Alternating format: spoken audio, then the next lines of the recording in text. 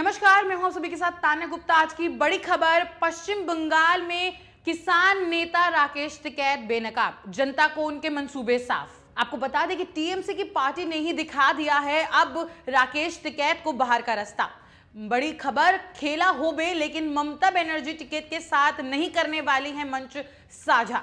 पश्चिम बंगाल का चुनावी घमासान शुरू हो चुका है। सभी दलों ने अपनी पूरी ताकत इस चुनाव में झोंक दी है। बंगाल के चुनावी रण में संयुक्त किसान मोर्चा को भी शामिल हो गया है, लेकिन टिकैत जो ममता के सपोर्ट करने पहुंचे, उनको टीएमसी के कार्यकर्ताओं ने स्वागत करने के बाद भी खदेड़ कर बाहर का रास्ता दिखा दिया है।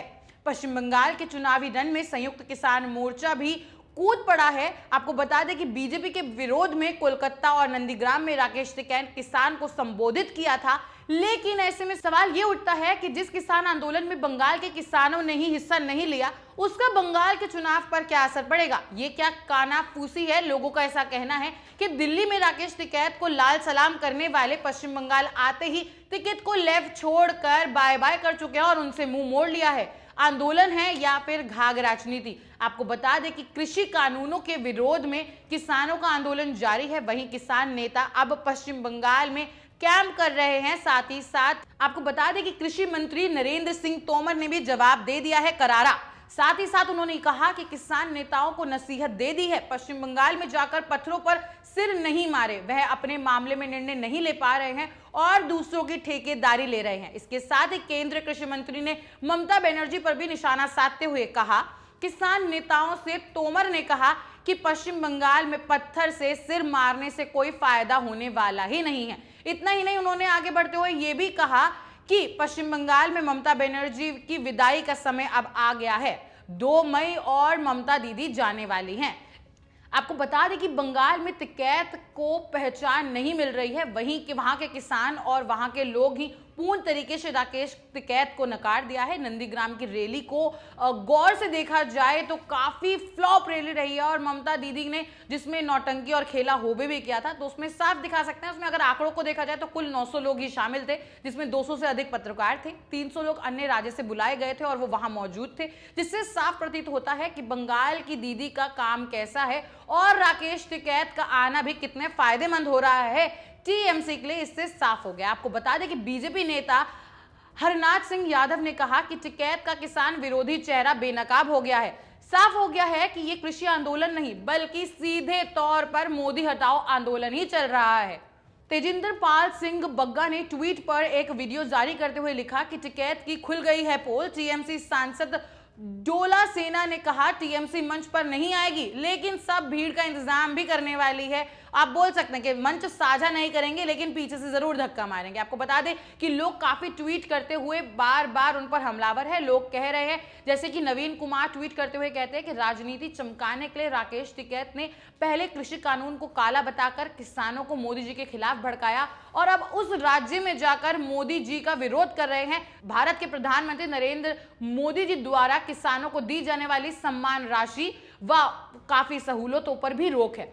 आपको बता दें, सवाल ये उठता है कि वो अपने आप को किस मुंह से किसानों का मसीहा कह रहे हैं, किसानों के लिए लड़ रहे हैं, जबकि उनके मंसूबे बिल्कुल साफ नजर आ रहे हैं। जनता काफी हमलावर है, जनता काफी ट्रोल करती हुई, ट्वीट करते हुए दिख रही है राकेश टिकैत के खिलाफ। राकेश टिकैत ने वेस्ट बंगाल में किसान को आवाज नहीं उठाई, वहां पर केवल ये बोलते रहे कि भाजपा को वोट नहीं देना चाहिए। राकेश टिकैत ने किसान के मुद्दे को पूरी तरीके से इग्नोर कर दिया है। वहीं अगर बात की जाए तो वहां बंगाल से भाग आए हैं, जबकि उनको पता चल गया कि किसान उनको समर्थन ही नहीं कर रहे हैं और वो अपने लिए भीड़ नहीं जुटा पाए तो वो दूसरों के लिए क्या कहेंगे। और अब वो कहीं भी दर बदर भटक ले, चाहे वो कांग्रेस की गोद में जाए या फिर वो टीएमसी की, अब उनकी पोल खुल चुकी है और वो बेनकाब हो चुके हैं। जनता को उनके मंसूबे तो पहले से ही साफ थे, जैसा कि माना जा रहा था, लेकिन जो किसानों के मसीहा बने हुए थे, कथित किसान आंदोलन को बहुत चला रहे थे, वो भी साफ तौर पे हो गया कि वो अपनी राजनीति चमकाने के लिए कर रहे थे या वो सच में किसानों की मदद चाहते थे। जहां अगर बंगाल में देखा जाए तो बंगाल में जो भी किसानों को फायदे पहुंचने वाले हैं वो ममता दीदी ने तो पहले से ही रोक लगा रखी थी।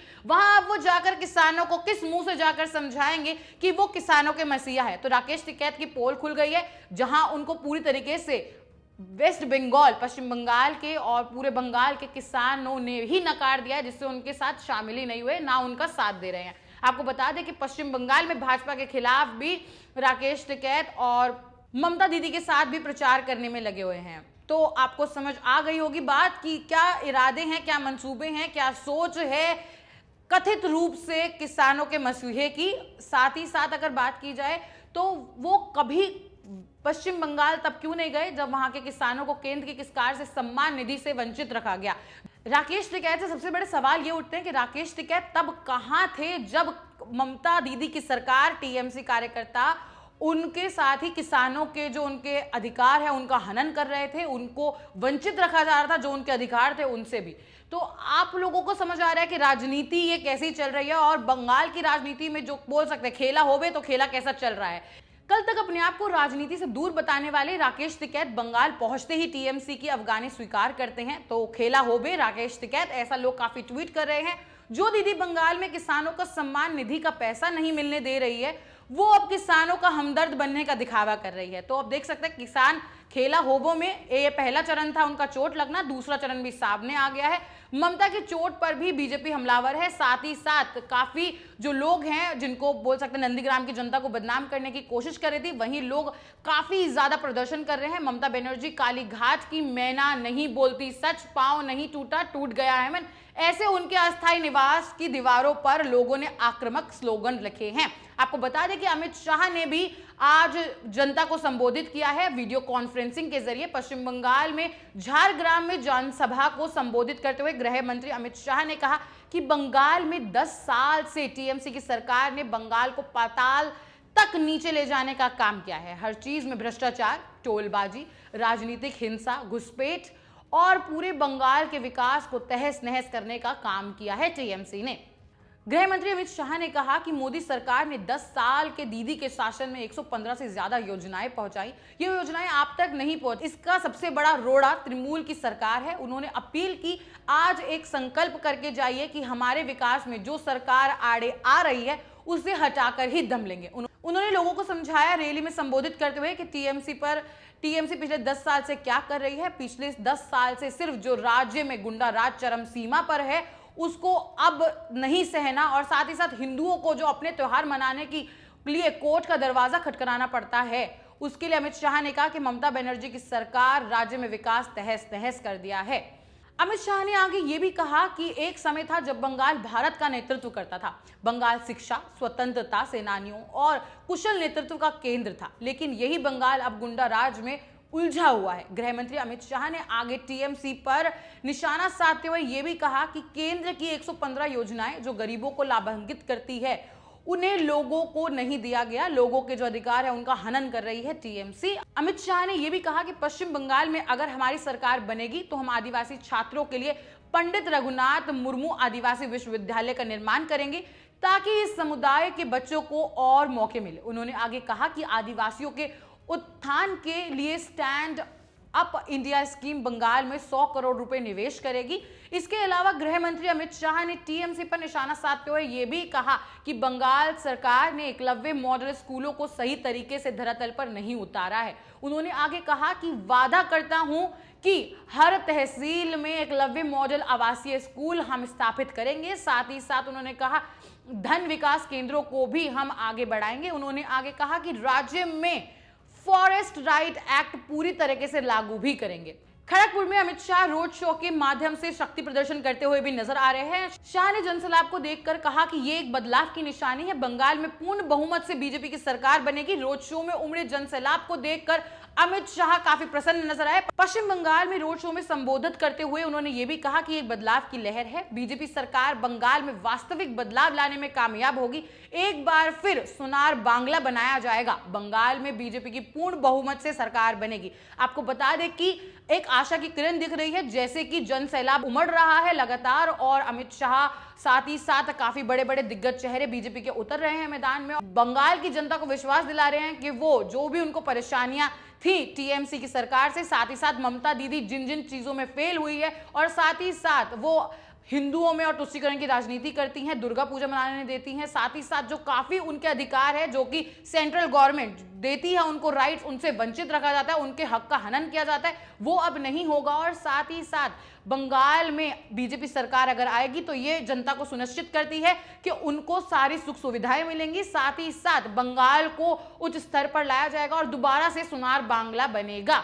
तो आपको बता दें कि इसे साफ हो गया है, चाहे राकेश टिकैत आ जाए या ममता बनर्जी के साथ शिवसेना या कोई भी, ममता बनर्जी बेनकाब हो चुकी है। साथ ही साथ राकेश टिकैत जो अपने आप को किसानों का बहुत ज्यादा मसीहा बनाते हैं, लोग भी उन्हें काफी ट्रोल करते हुए दिखाई दे रहे हैं, काफी ट्वीट कर रहे हैं। लोगों का यह भी कहना है किसान डकैत राकेश टिकैत, लोग ऐसे काफी ट्वीट कर रहे हैं, ट्विटर हैंडल पर ये छाया हुआ है, क्योंकि अब डकैती नहीं चलेगी। साथ ही साथ जो भी अब विकास में रोड़ा बनेगा उसको अब जनता माफ नहीं करेगी। ये एक दरख्वास्त है जनता से कि जनता पहचाने कौन उनके हक के लिए लड़ रहा है और कौन सिर्फ कथित रूप से छल के लिए आया है कि उनके साथ छलावा करेगा। और साथ ही साथ सिर्फ अपनी पकवानी रोटी जो सेकनी है, उनको अपने पकवान चाहिए, उनको कुर्सी चाहिए, उनको सत्ता चाहिए, उनको जनता का मसीहा नहीं बनना, उनको जनता के लिए काम नहीं करना, उनको जनता का सेवक नहीं बनना। उन्हें सिर्फ अपनी कुर्सी प्रिय है जिससे वो और ज्यादा पैसे इकट्ठे कर पाए, भ्रष्टाचार कर पाए और लोगों को लूट पाए और लोगों को सिर्फ गुमराह करते ना और तुष्टीकरण की राजनीति और धर्म के नाम पर राजनीति कर ही आगे बढ़े।